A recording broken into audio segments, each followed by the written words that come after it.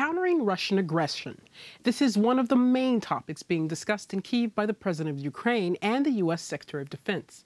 President Poroshenko told Secretary James Mattis about the situation in the east of Ukraine in detail. Among the possible options they discussed included introducing a UN peacekeeping mission to the Donbass. Poroshenko is confident that this will help in the implementation of the peace process.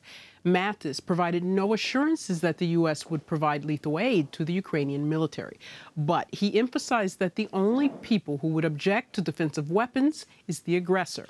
More importantly, he reiterated the position that Washington will never accept the annexation of Crimea.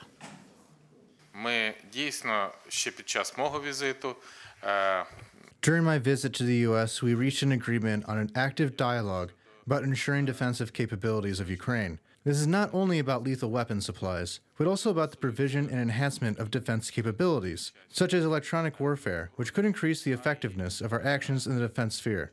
We had a very important dialogue in the Normandy 4 format. We have reached a necessary agreement, and Ukraine's suggestion about a ceasefire starting August 25th gained support. A statement about the previously reached agreement has been made. We have high hopes that Russia will hold a responsible position and observe the ceasefire. We do not and we will not accept Russia's seizure of the Crimea.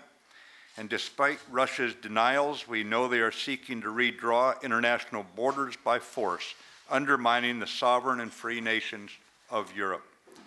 Russia put its reputation on the line when it accepted the Minsk ceasefire agreement, which called for an immediate ceasefire, withdrawal of all the heavy weapons, and to grant the Organization for Security and Cooperation in Europe unfettered access under the Minsk agreement.